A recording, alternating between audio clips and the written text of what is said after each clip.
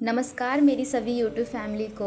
कैसे हैं आप सब? आशा करती हूँ आप सब अच्छे होंगे। एक बार स्वागत है मेरे चैनल पूर्वी शाम में। और आज हम इस वीडियो में जानेंगे शारदीय नवरात्र कब से शुरू हो रहे हैं और कब समाप्त होंगे। नवरात्र का व्रत पहली बार उठाएं या ना उठाएं, पूजा की सामग्री पितृपक्ष में खरीदें या ना खरीदें, बहुत सारी जानकारी आपको इस वीडियो में मिलेगी। लेकिन इससे पहले अगर आपने मेरे चैनल को सब्सक्राइब नहीं किया है तो प्लीज़ मेरे चैनल को सब्सक्राइब कर लें और साथ में बेल आइकन को ज़रूर प्रेस करें ताकि मुझसे रिलेटेड वीडियो की नोटिफिकेशन आपके पास पहुंच जाए।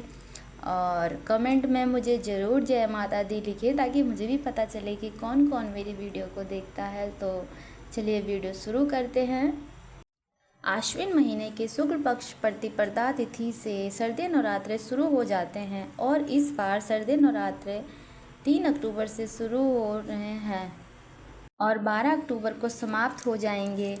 और इस बार माता का आगमन डोली पर हो रहा है, इसलिए ये नवरात्रे कुछ ज़्यादा ही स्पेशल है।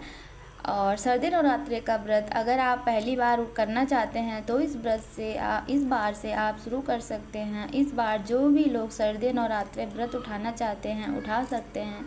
बहुत से लोग हैं जो 9 दिनों का व्रत रखते हैं और बहुत से लोग हैं जो 2 दिन का व्रत रखते हैं, प्रता और दूसरा अष्टमी को, मतलब पहला प्रथम व्रत और अष्टमी का व्रत जो लोग रखते हैं। अगर आप 9 दिन का व्रत रखना चाहते हैं तो 9 दिन का रख सकते हैं और आप अगर सिर्फ प्रथम और अष्टमी का रखना चाहते हैं तो वो भी रख सकते हैं, क्योंकि इसमें कोई देखा देखी नहीं होता है। व्रत में देखिए जितना शक्ति उतना भक्ति, जितना आप कर सकते हैं उतना ही आप व्रत कीजिए। ऐसा नहीं है कि दूसरों को देख के हम व्रत रख ले और तबीयत खराब हो जाए, तो उसमें पूजा का कोई महत्व नहीं होता है।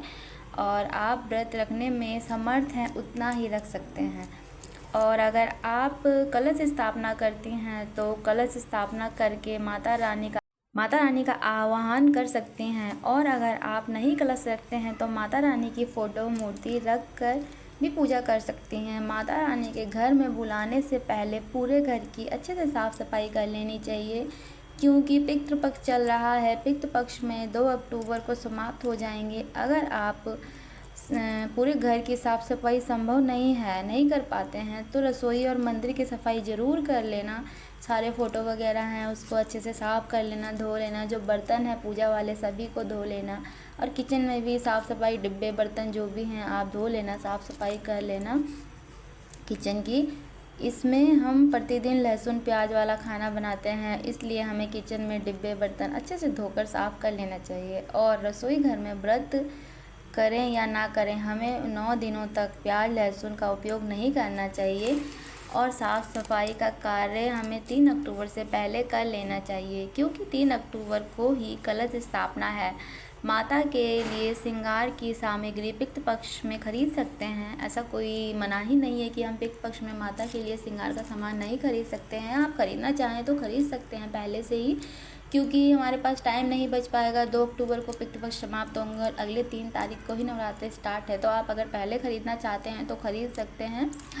और बस अपने लिए कोई सामग्री श्रृंगार का मत खरीदिए, अपने लिए कोई चीज़ मत खरीदिए, लेकिन पूजा के लिए आप सब कुछ खरीद सकते हैं। चाहे आप माता की फ़ोटो ख़रीदना चाहें तो वो भी ले सकते हैं, चाहे आप चुन्नी लेना चाहें, श्रृंगार की सामग्री खरीद सकते हैं। यानी जिस चीज़ की आवश्यकता है आपको पूजा के लिए वो सामान आप एक पक्ष में ख़रीद सकते हैं। क्योंकि नवरात्र 3 अक्टूबर से शुरू हो रहा है, जैसे कि आपको पता ही है, तो टाइम बचेगा नहीं, इसलिए आप नवरात्र का सामान पक्ष में ख़रीद सकते हैं। अगर आपके पास फ़ोटो नहीं है तो आप पहले से ही फ़ोटो ख़रीद लें। और फ़ोटो ख़रीदते समय ध्यान रखें कि शेर का मुंह बंद होना चाहिए, शेर का खुला मुंह नहीं होना चाहिए। बंद मुंह वाला शेर का फ़ोटो ही हमें पूजा के लिए रखना चाहिए। और अगर आप दुर्गा सप्तशती का पाठ करना चाहती हैं या दुर्गा चालीसा का पाठ करना चाहती हैं तो आप किताब है तो मत खरीदें, और नहीं है तो आप किताब भी खरीद सकते हैं पहले से ही। और जो हम कलश रखते हैं और जो जौ आते हैं मिट्टी के बर्तन में, वह बर्तन नया लेना चाहिए। मिट्टी का पुराना बर्तन बार बार पूजा में यूज़ नहीं होता है, उसका उपयोग नहीं किया जाता है, तो इसलिए आप मिट्टी के बर्तन का दोबारा उपयोग ना करें, नया मिट्टी का बर्तन ले आएँ। इसलिए आप मिट्टी का बर्तन पहले से ही ख़रीद लें। और आप इसमें कलश, दिया, जौ उगने के लिए ढकनी और हवन करने के लिए धूप दान जो भी है नहीं है वो ले सकते हैं। और अगर आपके पास हवन करने के लिए हवन कुंड या कोई कटोरी है तो मत लीजिए। और जो कुछ भी ज़रूरी लगे वो आप माता रानी के लिए आप सब कुछ खरीद सकते हैं। और नवरात्रों में कुछ नियम है जिनका पालन हमें ज़रूर करना चाहिए। और वो नियम है, जैसे नवरात्रों में हमें बालों की कटिंग नहीं करनी चाहिए 9 दिनों तक, और नाखून 9 दिनों तक नहीं काटना चाहिए। पुरुषों को शेविंग जो दाढ़ी वगैरह बनाते हैं वो 9 दिनों तक नहीं बनाना चाहिए। और इस बार का नवरात्रि बहुत ही अच्छा पावन है, तो इसलिए आप हो सके तो इन चीज़ों को ना करें।